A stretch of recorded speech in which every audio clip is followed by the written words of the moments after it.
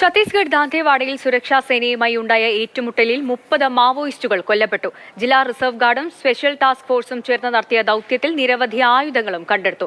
അർജുൻ പീതാംബരൻ നൽകും കൂടുതൽ വിവരങ്ങൾ. അർജുൻ, ഈ ദാന്തേവാഡയിൽ നിരന്തരം ഏറ്റുമുട്ടലുകൾ നടക്കുന്ന ഒരു മേഖലയാണ്. 30 മാവോയിസ്റ്റുകളെ സുരക്ഷാ സേന വധിച്ചിരിക്കുന്നു. അതോടൊപ്പം തന്നെ നിരവധി ആയുധങ്ങളും കണ്ടെടുത്തിട്ടുണ്ട്. കൂടുതൽ വിവരങ്ങൾ. സന്ധ്യ, നിലവിൽ പോലീസിന്റെ ഭാഗത്തു നിന്ന് ലഭിക്കുന്ന റിപ്പോർട്ടുകൾ പ്രകാരം 36 മാവോയിസ്റ്റുകളെയാണ് ഇപ്പോൾ വധിച്ചിരിക്കുന്നത്. ഇതിൽ 28 പേരുടെ മൃതശരീരങ്ങൾ വീണ്ടെടുക്കാൻ വേണ്ടി ജില്ലാ റിസർവ് ഗാർഡിനും അതുപോലെ തന്നെ പ്രത്യേക ടാസ്ക് ഫോഴ്സിനും സാധിച്ചു എന്നുള്ള കാര്യമാണ്.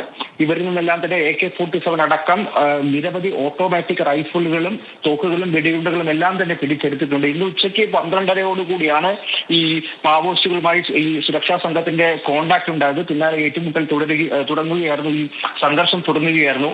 ഒരു വലിയ സംഘം മാവോയിസ്റ്റുകൾ ഇത്തരത്തിൽ ഈ ദന്തേവാഡ നാരായൺപൂർ അതിർത്തിയിൽ വനത്തിനകത്ത് ഉണ്ട് എന്നുള്ളൊരു ഇന്റലിജൻസ് ഇൻഫർമേഷനെ തുടർന്നാണ് ഈ സുരക്ഷാ സംഘം തിരച്ചിലിനിറങ്ങിയത്. ഇന്ന് ഉച്ചയോടുകൂടി തന്നെ കോണ്ടാക്ട് ഉണ്ടാവുകയായിരുന്നു. പിന്നാലെ മണിക്കൂറുകൾ നീണ്ട ഈ വെടിവയ്പ്പിനും ഏറ്റുമുട്ടലിനും ശേഷമാണ് ഇപ്പോൾ 36 മാവോയിസ്റ്റുകളെ വധിച്ചിരിക്കുന്നത്.